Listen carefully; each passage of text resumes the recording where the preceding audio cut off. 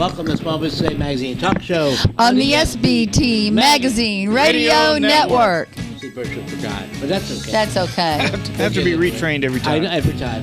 I'm Steve Levine. I'm Executive Publisher of Small Business Today Magazine. I'm Barbara Davis. Blah, blah, blah. Can you talk today, Barbara? Yeah. I'm Barbara Davis Levine, Associate Publisher, Creative Director, Head Writer, and Editor for Small Business Today Magazine. And the co-host was Steve, my husband here. I'm back. Last Wednesday's show, he was sick. I was sick. It was great being without you. And that was with, who was that with? I can't remember now. That was yesterday. On your chair, on the board. No. Boy, having senior moments here. Rod the Storyteller White. Did a good job Boy, considering I wasn't here. I did a wonderful job considering you weren't here. You did good. I'm glad you weren't there. I'd like you to be gone more often. There are more shows you haven't been at than I have. How can I miss you if you won't go away? Why don't you just shut up, okay? Anyway, we're back. If you're not familiar with Small Business Today magazine, we're both a digital and a hard copy edition. And you can get a complimentary digital subscription still at sbtmagazine.net or smallbusinesstodaymagazine.com. Centerpiece of each issue, which comes out monthly, is a cover story about someone put there by nomination and vote process by a publisher's advisory board. Criteria has more to do with the quality of individual and their generosity back to the community or industry or area than it does with their particular level of success. That's what makes it a cover honor.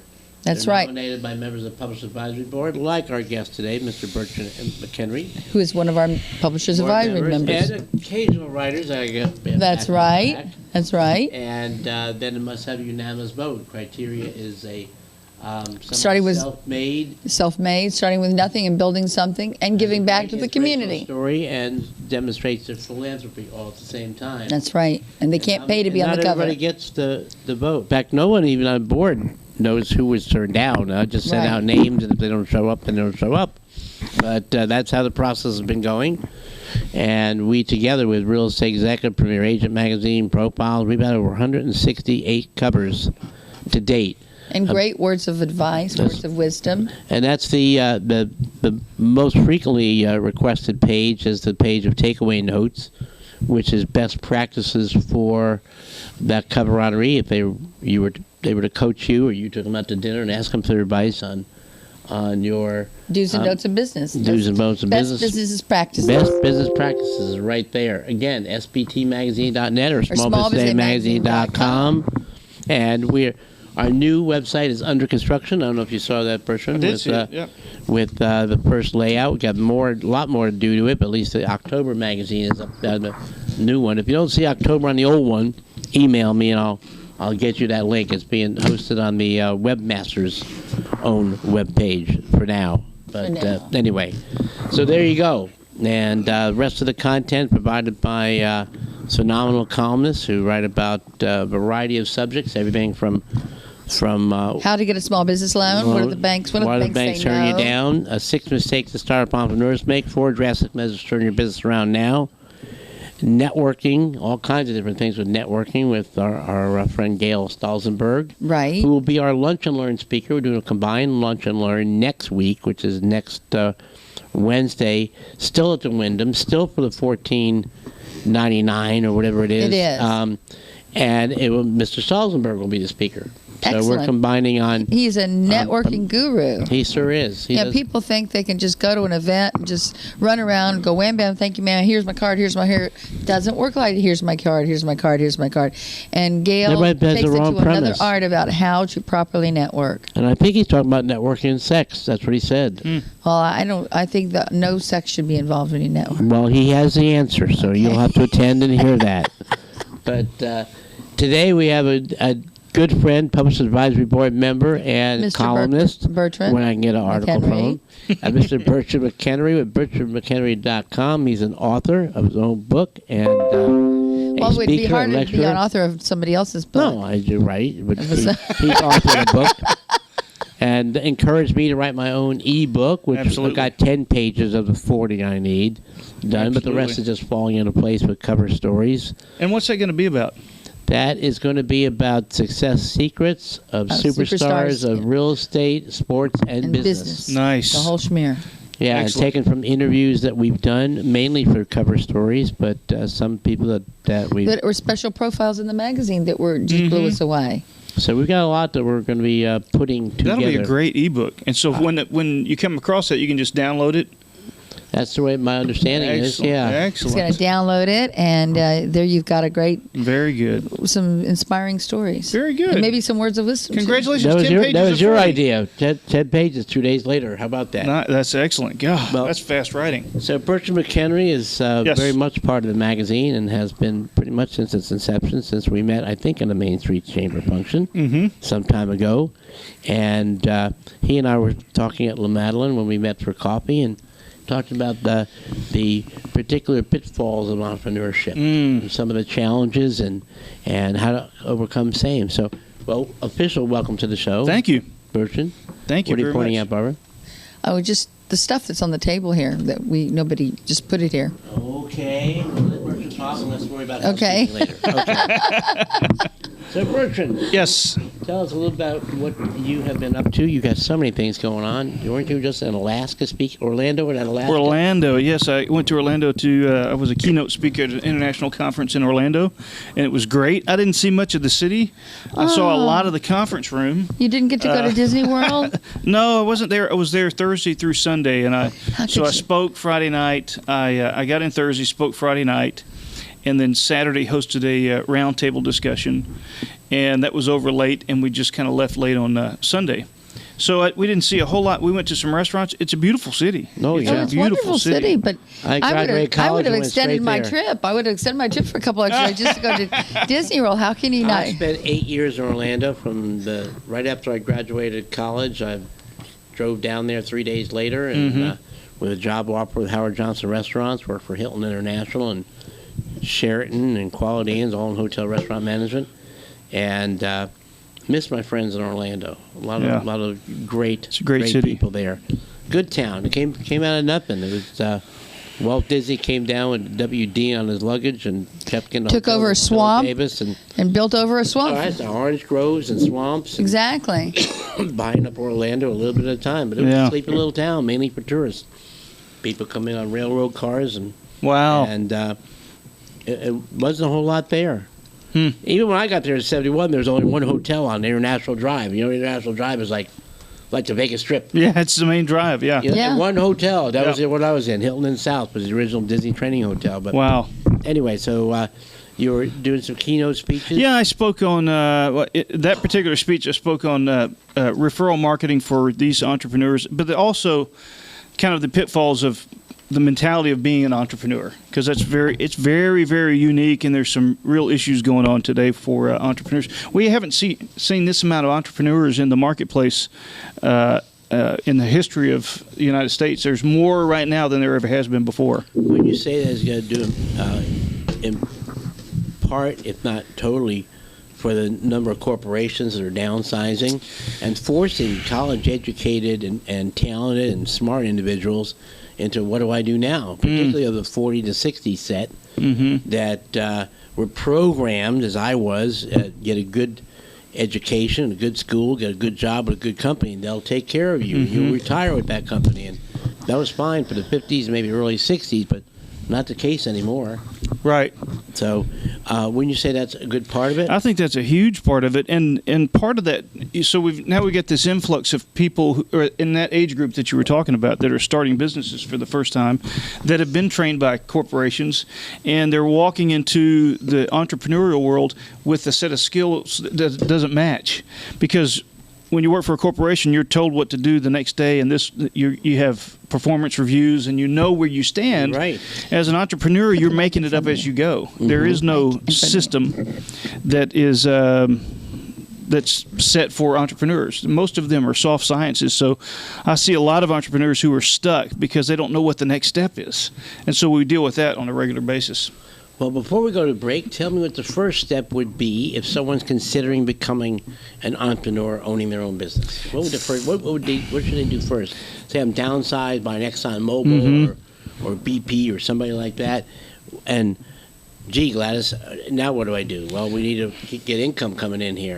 So what's the first thing? Without getting into the intricacies, I would for sure say get a marketing plan, because you got to think beyond getting the DBA or the LLC. That's where most people get stuck, is they go to the county courthouse, they get registered, they take 3 steps out of the county courthouse, and they actually say, now what? Because they don't have a plan going forward. They've just thought, I just want to be a business owner, I want to be an entrepreneur, and they've done it, and so they quit their job or they got downsized, and now what's the plan? That's where they get stuck.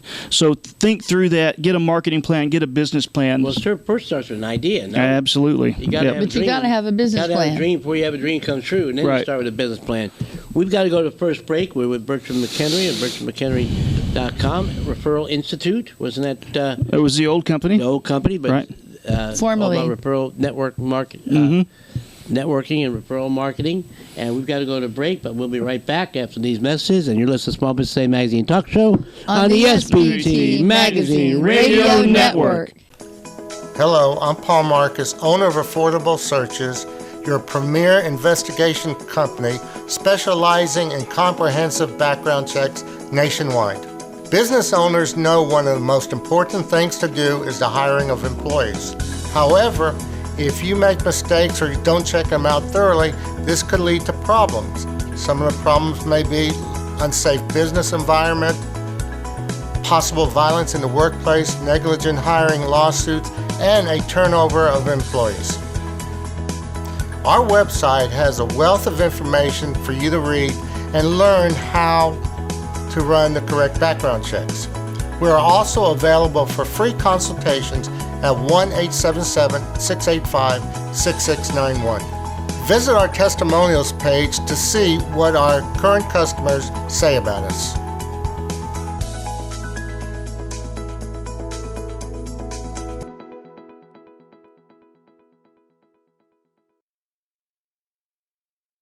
And welcome back to Small Business Today Magazine Talk Show on the SBT Magazine Radio Network. A little bit of technical difficulties beyond my control. Mr. Tech, like that, we'll stay for a minute. Yeah, that's Mr. True. Technical, yeah. And again, I'm Steve Levine, Executive Publisher of Small Business Today Magazine. I'm Barbara Davis Levine, Associate Publisher and Head Writer and Creative Director of Small Business Today Magazine. I just want to give you another chance to spit it out. Get it right this time. Last time I was like, blah, blah, blah, blah. Right. See, I intimidate you. Too much turkey. I do. Yeah. I intimidate you. Actually, you scare me. I know that. You scare me. So you should just do. You did a good job when I wasn't here. I think you need to lock you up and put away the key. Anyway, we're with Bertrand McHenry, a Post Advisory Board member, which is, by the way, how you get on the cover of the magazine with nomination and subsequent vote process, unanimous vote, and a contributing writer and a very good friend of ours, and somebody that's coaching me through the next evolution of Small Business Today Magazine, because it will have a metamorphosis as our business in this 2016. Talk more about yourself, Bertrand. Where did you grow up? I grew up in Dickinson, Texas. My dad went to work for NASA in 1961 before Johnson Space Center was built. And then once Johnson Space Center was built, all of the engineers and the geeks moved to Dickinson. The astronauts moved to Nassau Bay, and that's kind of where that's where I grew up. And I live in League City now, so not too far away.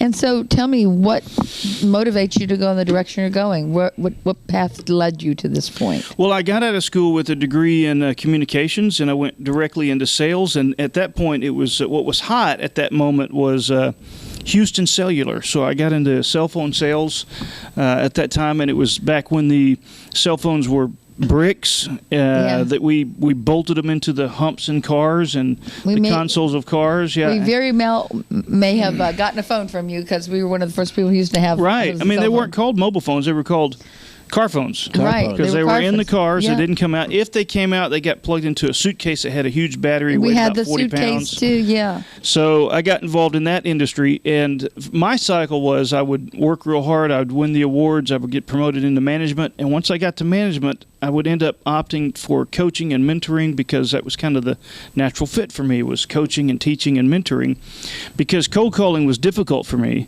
And when I figured out what the formula was for being successful at cold calling and being consistent at sales, I really wanted to pass that on because I knew lots of other people were dealing with difficulties in sales, and it was about systems.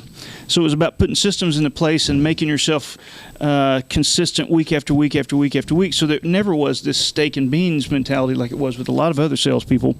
And so that's kind of how I got attracted into coaching and mentoring and teaching. So would you say you were one of the pioneers in Houston area, like, leading into the coaching and mentoring and teaching? Like Probably, especially in that industry. My uncle bought Houston Cellular and owned it for about 5 years there. So, and it was after I went to work, of course. He was a big salesperson and a big coach, and so I got into the cellular industry and the telecommunications industry, coaching and teaching and mentoring, and holding workshops for sales and the mentality around selling and owning. So probably was, absolutely. So did you cellular become voice stream? Was that a transition? I don't. Voice stream became T-Mobile. Well, I know we had voice stream. I changed a few times, but I know that. I remember the big phones. They were like this big. Yeah. Oh gosh. Once they were out of the suitcase, first they were in the suitcase, and then they were these big, heavy phones. And they were $2,500. I mean, they were expensive things back then. The Fujitsus. Yes. They couldn't do half the things that these do now. Right. Like a fraction of things that these phones do now. Certainly, technology has totally changed the whole mobile phone industry. But I remember when my boss Marshall has his cell phone, all the equipment took up the whole trunk of a Cadillac Eldorado. Because you had a big battery back there also. Yeah. Trunk line.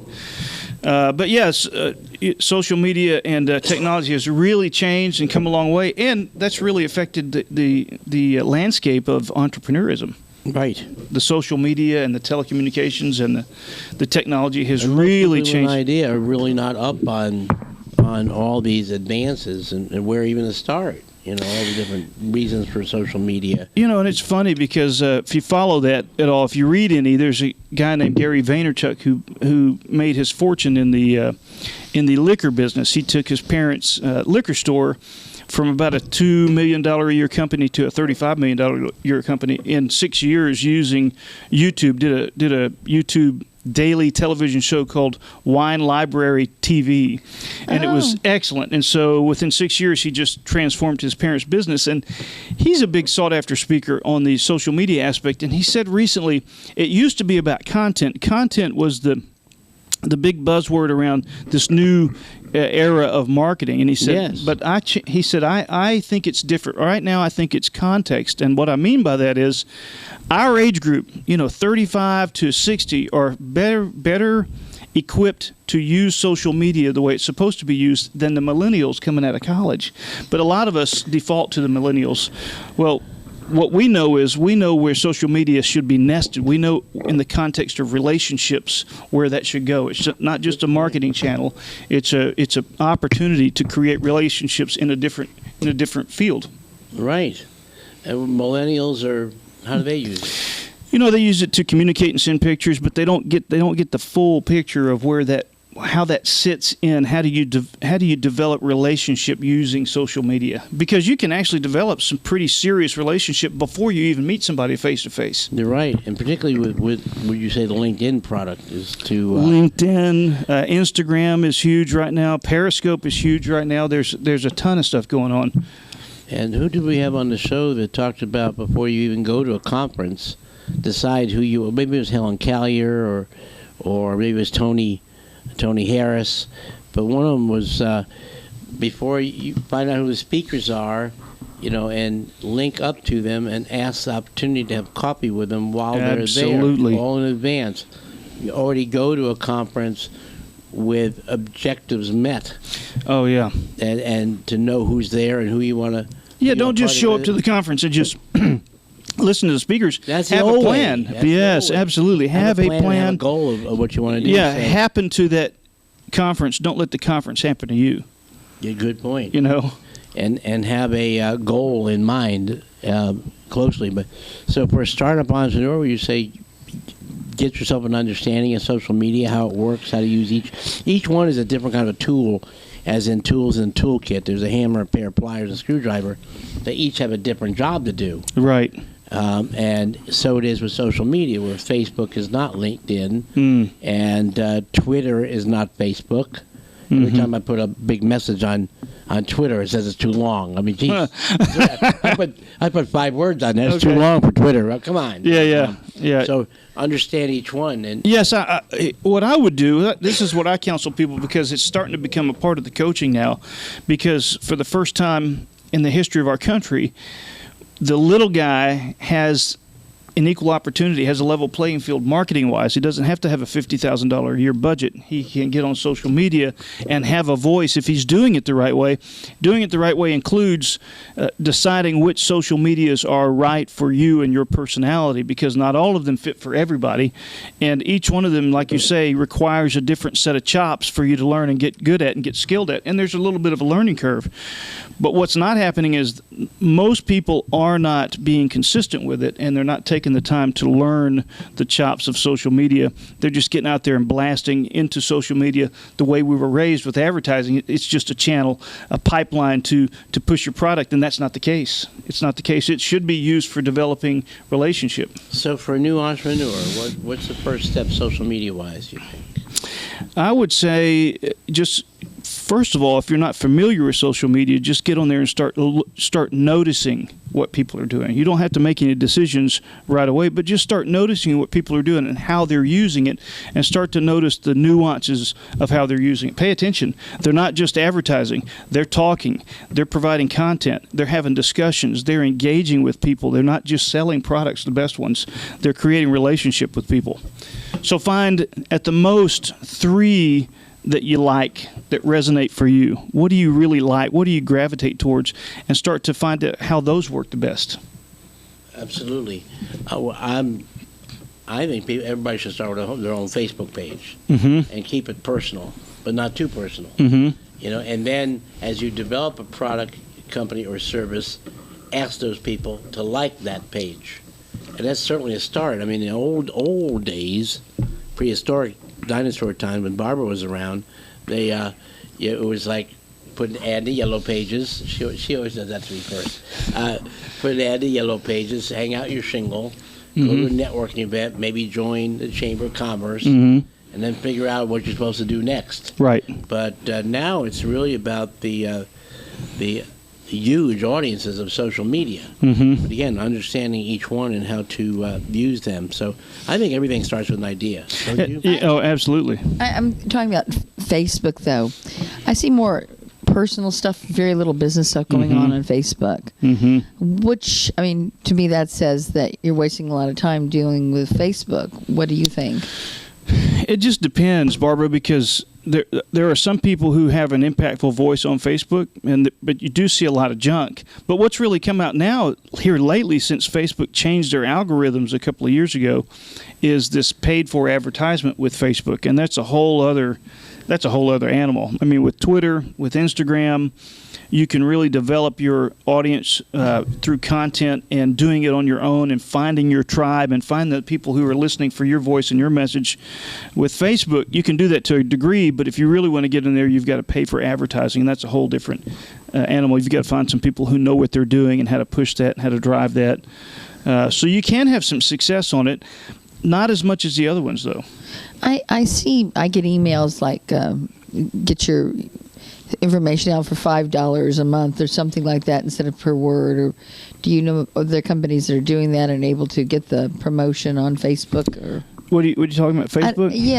But it's not Facebook. It's some other company saying they can be getting, I guess, fit in the algorithm somehow for less money. You know, you just got to be real careful about people who are making those kinds of claims, and you got to kind of get immersed in the social media world and start paying attention, start watching. Find some people who resonate with you, start paying attention to them, and just get all of their free products that they offer. A lot of these people will offer free products. Get all the free products they offer, warm up to them, see if they deliver on high content, high quality content, and things that you can use that are really useful, and then start to pick and choose and see who's real and who's not, because there's a lot of charlatans out there who will take money up front that don't really have a great product. So just take your time and find out. Unless you know someone who knows people that are already good, just take your time and kind of find out for yourself. Like Sandy Lawrence offers free webinars and very useful information. What do you offer? Free webinars, free books. I've got a couple of ebooks, and I've got more things coming. My plan is to continue to offer free, high-level content for probably the next 6 months and just build the tribe of people who are listening for my message, which is primarily entrepreneurs who want to make a difference in the world, who are kind of heart-centered and want to make a difference in the world and impact, that just don't necessarily have the systems in place. Because for me, you take the unpredictability out of it when you install systems, because then you can look at your numbers and drive your business. Yeah, Howard Partridge is all big about systems, Absolutely. having systems. I noticed we had a meeting earlier with Sandy Lawrence, who's going to be helping with us with our social media promotion, and she's a PR queen. And, right. And she's got Michelle Sisson offering a free book for Cyber Monday. She said, I want you to have this book so much, I'm offering to you for free. And so those are great things. if I had my ebook ready, I would do that. How many pages does an ebook need to be? You said Sandy wanted yours to be like 40? Yeah. Something like that? I've seen them that long before. It depends on what content and what audience you're talking to and what the subject matter is. I've seen them as short as 5, but I've also seen them as long as 40 or 50. Well, I guess it depends if you're going to charge for it or give it away. If you're going to give it away, then less pages. And I think I downloaded an ebook on how to use Instagram that was a really great book, and it was 17 pages, and it was was it free? Or? It was free. It was several steps how to use it. It was, of course, it was the lead-in to if you wanted the training, the live training. Exactly. You could pay $47 or something like that and get the webinar. But the book was enough. That's what I mean. The book by itself was good high-level content. You could use it in your business starting right away. If you wanted to take the class, you could certainly do that. But the book was free, and it was great. It was 17 pages. I've seen them shorter than that, but I've also downloaded products that were 50 and more. See, I want to do a series of 1, 2, 3, 4. The first in the series, second in the series, all about these stories that we and people we've gotten to know that are successful entrepreneurs, but they're by nomination and vote. Right. And their best practices. Yeah. That's the other thing. They're coaching. And I put together our first half a dozen maybe, and we need to add some more. Absolutely. So absolutely. Well, we need more products for entrepreneurs. This is, like I say, this is the first time we've seen this many entrepreneurs. And I say entrepreneurs, solopreneurs, people who are operating businesses, bootstrapping it from home first usually, or in an inexpensive office. And they don't have necessarily a plan, because when you go to college, you're kind of groomed to follow instructions from a corporate boss, right? Exactly. And you go there and it's easy. You know what you're supposed to do the next day and the day after that, because they tell you, right? They give you a list of tasks to perform, and you get trained on the job. When you cut that out and you fly solo and you start your own business and you start running it, you're making that system up every single day. And what happens is lots of entrepreneurs get stuck. They run into a wall because they don't know they don't have a language for it. They don't know what the next step is. And so a lot of times they get depressed and they just get stuck and they kind of flounder for months, sometimes years. I see it often. Exactly. And where does one go first for help? There are places, by the way, that we... BertrandMcHenry.com. There we go. I was going to say that, BertrandMcHenry.com. But, we're blessed to have a lot of sources here in Houston for support. Right. That a lot of cities don't have. If you're a minority-owned business, Houston Minority Inspired Development Council, women-owned business, SCORE, Business Enterprise Alliance, SCORE, which used to stand for the Service Corps Retired Executive, now just SCORE. Yeah. Another my point on the board. Hey, we scored. Right. And U of H has a good program. University of Houston has a great program there in the Bauer School. Office of Business Opportunity, the Houston Minority Inspired Development Council. The OBO, the Office of Business Opportunity. A lot of these we profiled, and we'll have I'll give a little plug, and they're going to have all of their events posted on our master calendar. And we just got the first start of our website, and still hosted by the webmaster's website, but that's okay, and we turn it over later.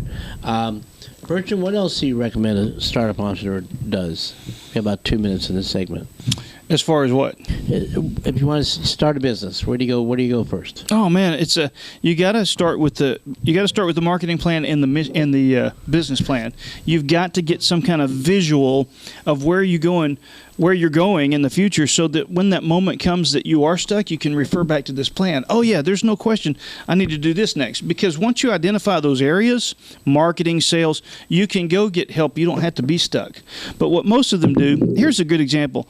The Texas School of Chiropractic here in Pasadena, the statistics are that 3 years after graduation, a third of those students who are doctors are out of the chiropractic business. And the reason why that happens is they go to school thinking, I'm going to be a doctor, but no one teaches them, here's what's really going to happen. You're going to get out of school and you're going to be an entrepreneur. You're going to start a chiropractic business from the ground up. And they don't know how to do that. There's no skill set for that. And those programs actually should have a division, not just giving the skills to be of whatever career they're going in, but how to develop it. Yeah, because you won't be able to work your passion if you don't market well enough and run a business good enough to bring clients in. Well, entrepreneurs are usually they're usually idea people, but not always business people. Correct. Not even operations people. So we're going to get in that when we come back. And how can somebody be both?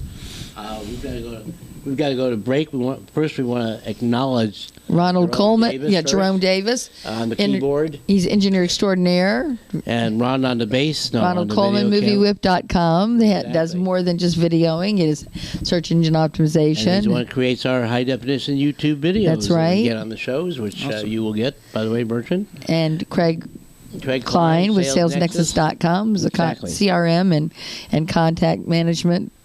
Exactly. So we will be right back after these messages, and you're listening to Small Business Today Magazine Talk Show on the SBT Magazine Radio Network.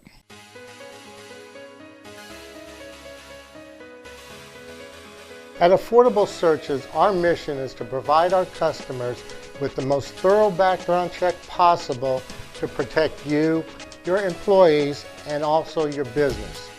We do so by contracting with companies across the country that provide us with the best information possible and in a quick turnaround time. Our turnaround times average anywhere from 24 to 48 hours. Our pricing is very competitive, and we are always here for you. We're always here to answer any questions you have. Please give us a call at 1-877-685-6691, and we'll be glad to answer each and every question that you have.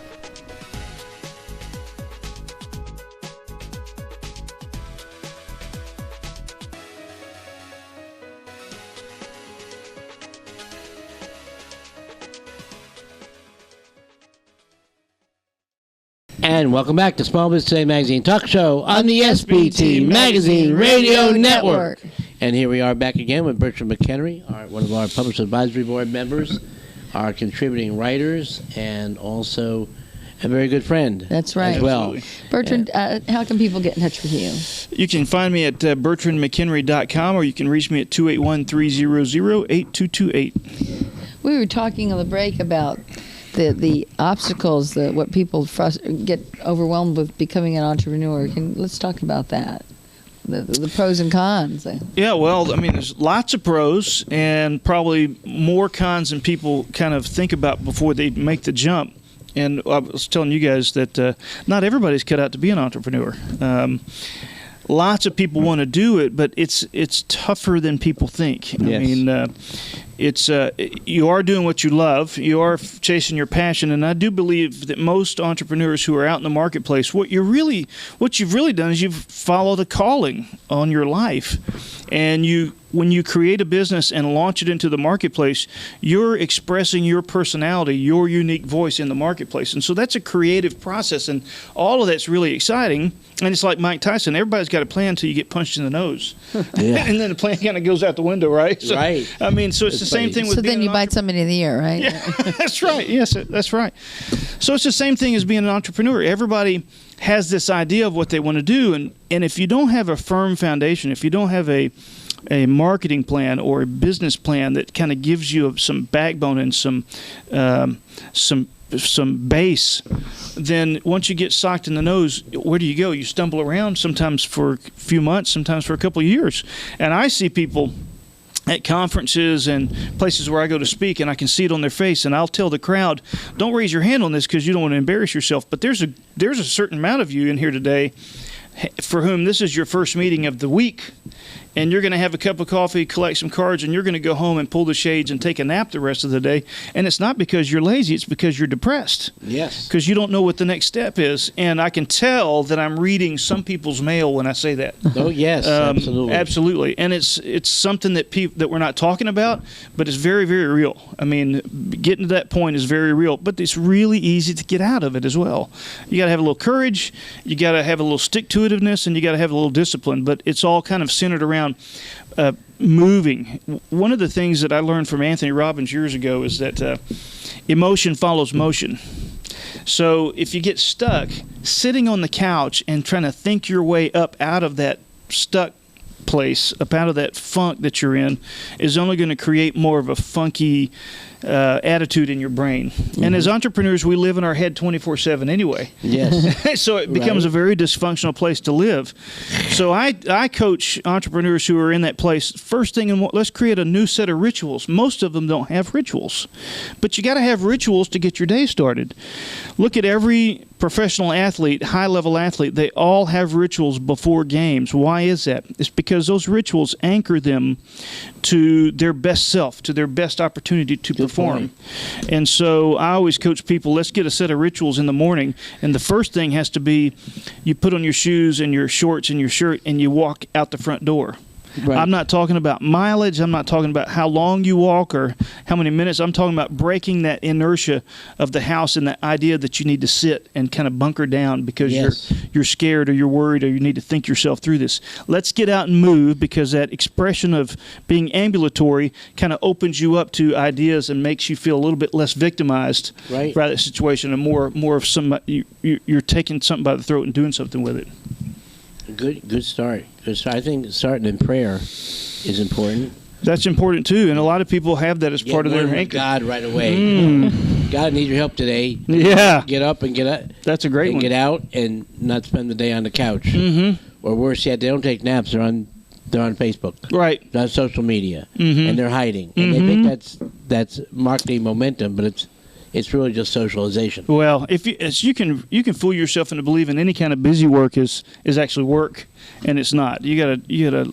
It's all got to be measured.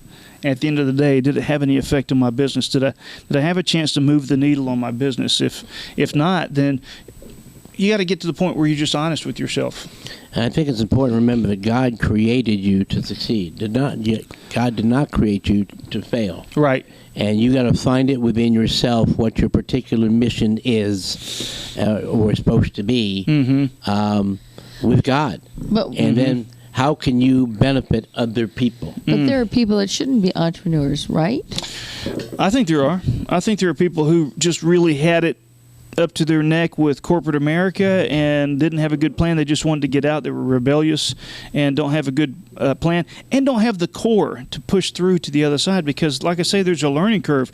If you don't have enough core to get through that learning curve and get through the other side where you're skilled at being an entrepreneur, you drown, right? And so I don't know what the test would be to find out if somebody's the right person to be an entrepreneur. I just know that I've seen plenty who shouldn't have been. Yeah. That were trying to run businesses. So see that, Steve? He's looking but Steve's not one of them. Oh, okay. No. Onward, upward. I came from a family of entrepreneurs who were small business owners, but I was programmed, as I said earlier in the show, to go to college and get a good job with a good company, and they'll take care of you. But right. It didn't happen that way. So, kind of sometimes being forced into entrepreneurship, and say, well, I got to feed my family. I got to figure out a way to do that. I was blessed with the ability to speak and train and motivate, and use that first as a speaker and trainer, and then growing that, and then I found this niche in publishing and advertising sales. By the way, everything I ever accomplished, I hated first and wanted to quit. That's awesome. That's really part of my mix is I hated I mean, I really hated speaking. I threw up each time I failed the public speaking course in college, and with started the apartment guide here, which were 1979 to 1989 went from 24 pages to over 1,000, and we're still even bigger than that. But I hated that too. I wanted to quit. But so everything that I've accomplished, I wanted to quit first. Isn't that something? Because it's easy to get frustrated early on, and if you don't remember your mission statement, and that everybody suffers setbacks. Everybody. If it was easy to start a business or accomplish any goal or dream, anybody could do it, and it'd be easy. Everybody would be there. Right. But it takes a lot of fortitude, and it takes a lot of focus and a lot of passion. Tenacity. And not listening to the naysayers. And that's all in my ebook, by the way. The Success Secrets of Superstars in Real Estate, Sports, and Business that we'll be coming out with. And it's about but they all have that in common. Yeah, absolutely. They're willing to take the risk. And they wouldn't let anybody talk them out of it. Right. Don't share dreams with people that really don't want you to succeed, because they want you to be doomed to their level of mediocrity. So that's all part of that. So we got a business plan, got a marketing plan. What's next? Now, how do I initiate? How do I need funding? You got to find out if you need funding or not, right? That's right. How much it will cost to do this? Well, Grant Sadler says, I don't think you should ever start a business and bootstrap it, but I disagree. I think some people are ready to be entrepreneurs, yet they don't have the funding, and so they can't do anything but bootstrap. That's how Phil Morabito, Pierpont Communications, was all bootstrap. Oh, yeah? Yep. He lived in somebody's... the couch was it a couch in a separate room? He used exactly. In the office, he shared somebody's office. I mean, everything was. Mark Cuban says the same thing. Never go get a loan. Just work your tail off in the beginning and make it happen early on. And I think I feel similar. I don't think you need a lot of capital. Although for some ventures, when you come in out of Silicon Valley and you've got computers and networks, and it's a whole different thing. But for the average entrepreneur who has a great idea, we can start at ground zero. Just work your tail off. Here's the other thing. Gary Vaynerchuk talked about it. If you got a job right now and you can't leave your job right now, but you want to take advantage of the social media world and build a business, he said, where are the times in your day where you can give 8 hours a day? You can get up at 4 in the morning and work till 8, and you can come home and work from 6 until 10, and still get your 6 or 7 hours, and go to work. 8 to 5 or whatever, and come home. Build momentum in anything you do, and it's got to be consistent. It has to be consistent. One of my favorite lines is, your success is always in direct proportion to your efforts. Right. How much time and energy and thought you put into something will determine how successful you'll be at it. Right. We treat it part-time, it becomes part-time, a hobby. You treat it like a business, and a multi-million-dollar business, it'll be a multi-million-dollar business. Right. But you got to keep working at it. So, any other words of advice for entrepreneurs, whether start up or rebuild? Well, I have a question, though. But, but I asked that one. Too bad. But I asked that one. Why don't you wait your turn? Look over there. Somebody's waving at you. Take a waving long at walk off a short pier, okay? Ignore her, Bertrand. It's okay. Question about how people can be sure that their idea is the right idea, that people are going to want to... a lot of great ideas out there, but doesn't mean it's marketable. How does one go about deciding what their idea or passion is maybe not a good one? That's a great question. You can spend a lot of money and find a company that studies demographics and tests in the marketplace, or you can assemble, and this serves two purposes, maybe three, assemble an advisory board that can advise you on that. You can bring those ideas to your advisory board and let them tell you honestly. And here's the deal with an advisory board. Select people who are beyond you currently, where you are in success, right? Don't take up much of the time when you meet 3 times a year. And then that gives you access to a whole other several networks. Have maybe 6 people on an advisory board. Then you've got 6 new networks you can kind of build into, right? And they're kind of quasi-mentoring you, but at the same time, you're getting some great advice. Okay, so here's my idea. This is what I want to do. What do you guys think? And then let them drill you on what your plan is and how good it is or how weak it is. engage other people, because none of us have all the answers. And for me, I don't even know what the questions are. Barbara does. Barbara has all the answers. Barbara has a lot of them. Not always the right answer, but yes. And I'm right all the time. Don't even kid yourself. True. She's just so right. Another question about mentoring. I mean, people, I believe everybody can't know everything, and somebody else knows more, and it's important to have mentors. But what about the free as opposed to paying for one? Is there any difference? Well, a coach is a coach, and a mentor is someone who kind of takes you under their wing and offers perspective, advice, shows you best practices, but a coach holds you accountable. A coach, if you want a friend, go find a Labrador Retriever. If you want a coach, then hire a coach who's going to hold you accountable, because they need to be able to. If you ever watch Bar Rescue, no. You ever watch that rescue? So this guy comes in, John Taffer, into a failing bar. In the very first scene, he confronts them, and the sparks fly. And when I first started watching this, I didn't like it, and then I got it. These people are so addicted to failure habits. He's got to shock them out of that. He can't say, "Hey, buddy, it's going to be okay. We're going to get through this." He can't do that. He's got to shock them out of it. Then he comes I have back. seen that. Yeah, and so Brutal. it is brutal, Yes. but it never wakes saw them it. up. It wakes them up. So You coaches, gotta quit watching Dancing with the Stars. You watch a really good show. coaches are not that way, but we have some perspective that allows us to say, listen, if you're going to hire me as a coach, I'm going to hold you accountable. I'm going to get in your grill a little bit about some things. You're asking me to do this. You want to be successful. I need you to be successful for my reputation, so I'm not going to pull any punches. This is not buddy time. It's coach time. And that works. Mm-hmm. Absolutely. But if you're a sensitive creature like me, insecure like me, Right. I was going to say, if somebody were going to recommend things, he might suggest you get a nose job first before you go into business. Yes. I'm not even going to justify that with a comment. Ignore her. Well, I was going to say that's true for all of us. Yeah, you better, good point. Yeah, you better toughen up. That's for sure. So where does one find coaches? You can find them all. Houston has tons of good coaches. I'm one of them, BertrandMcHenry.com, but you can also find them Action Coach, Growth Coach. If you just look on Google, coaches, business coaches in Houston area, you'll find a ton of them. Howard Partridge and his program. Yes. Wonderful, phenomenal Absolutely. products. Right. Is there the coach's coach? That should be a good one. Coach's coach. I'm the coach's Somebody's coach. out there coaching coaches. Yep, absolutely. I'm the coach's coach. That would probably be like the John Maxwell's. Right. Yeah, John. Rest in peace, Zig Ziglar. Yes. And, Tony Robbins. Those guys. are probably coaches. Mm-hmm.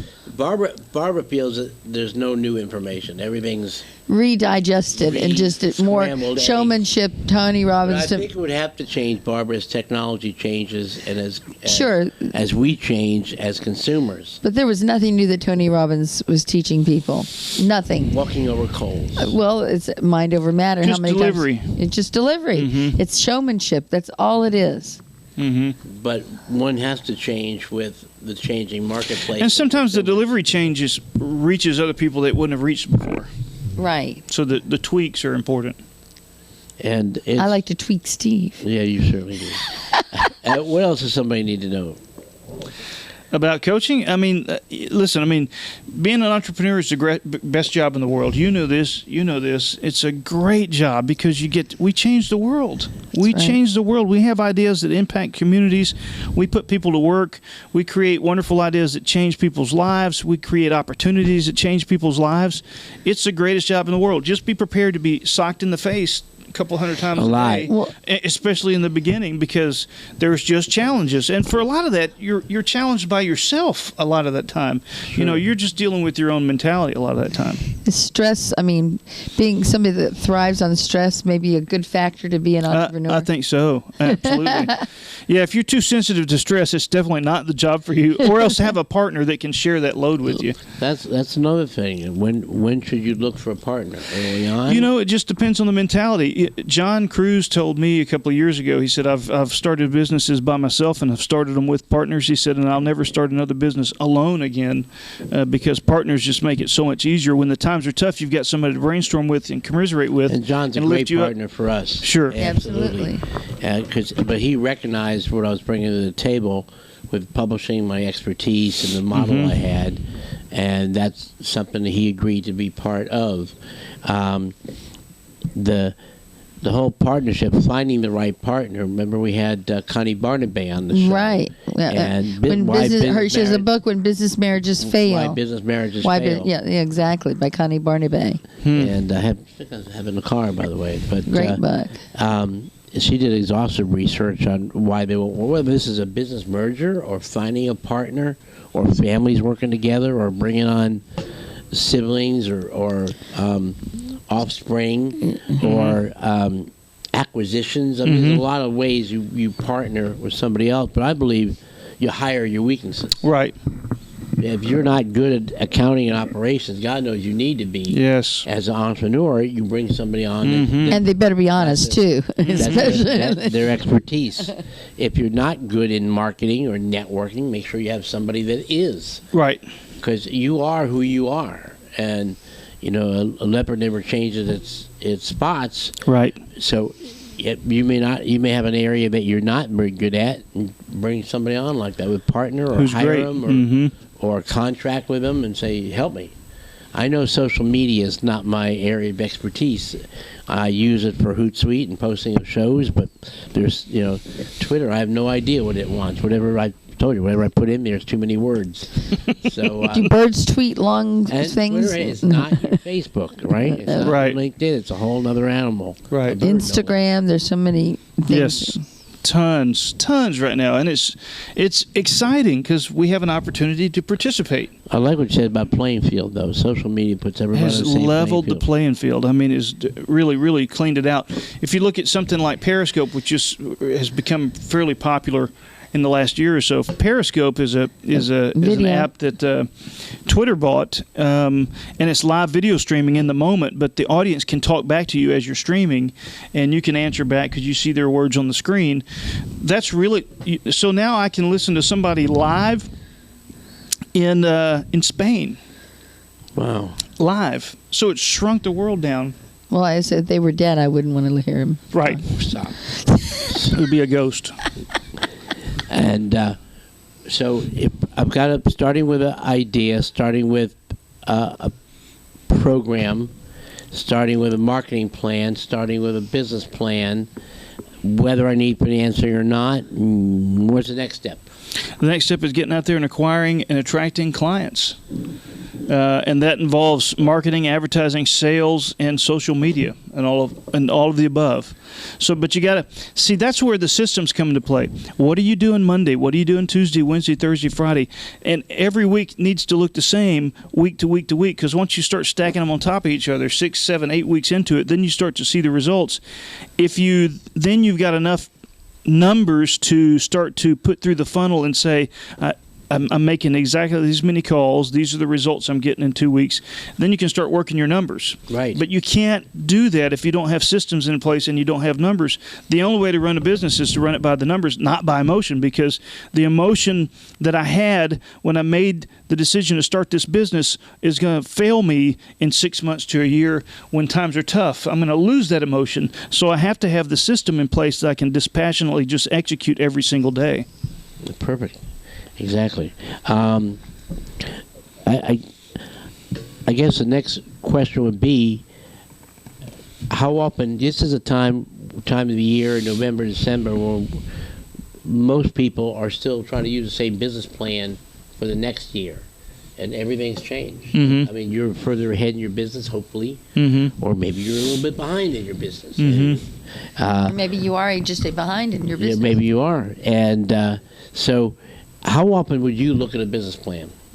I'd look at a business plan every 3 months. Every 3 months. In the beginning, every 3 months at least.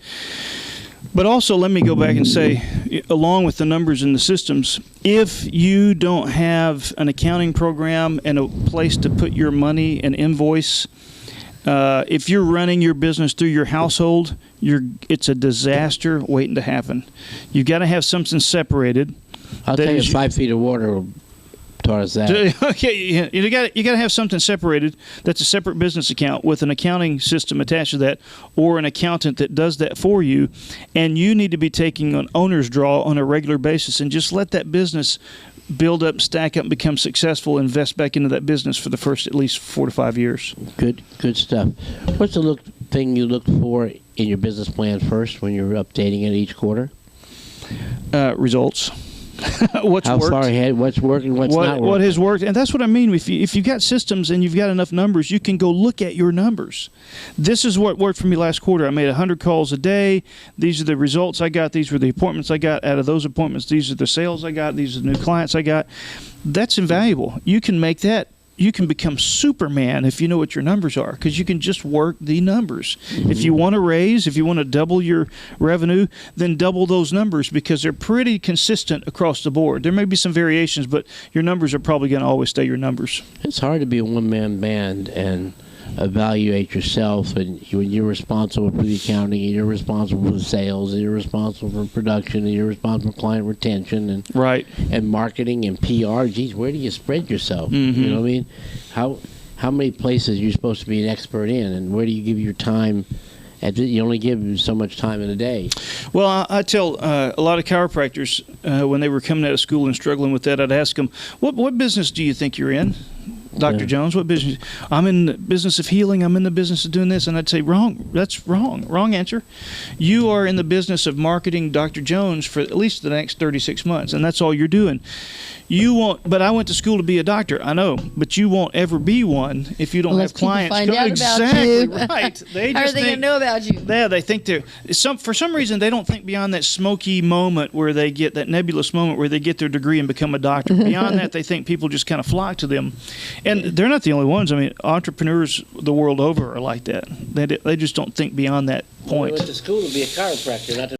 That's exactly right. That's exactly it. That's why everybody's like that. Here's the tools of the trade. Here's the techniques of the trade. The knowledge, and go out and have a nice day. Hang your shingle. Doesn't seem fair, does it? No, it's not fair. But that's not what that college education was meant to be. That's where it's got to be in tandem with a business course. This is how to run your practice. This is how to hire your people. This is how to market your business. So it's just like athletes that go in, they run in there, they've got all this money, they don't know what to do with themselves. They come probably from a household that's been struggling just to help them get them through college, let alone be able to deal with this massive wealth they might suddenly be getting. Right. And so they too have to have a plan. Yeah, if you don't have the right mentality about money, you're going to continue to behave with it like you always have. Right. We're just short on time. We've had a great time with Bertrand McHenry today. And one more time, how to get a hold of you, Bertrand? BertrandMcHenry.com. That's BertrandMcHenry.com, or 281-300-8228. Well, we are so blessed to have you as part Same of here. our Thank business and as a good friend as well. And we're looking forward to having you more in the magazine and back on the show. And you just tell us the topic and we'll bring you on. Very cool. Awesome. A couple people we need to thank. Tony Noun. Autoshoppers.biz. Paul Marcus, AffordableSearches.com. And Craig Klein. SalesNexus.com.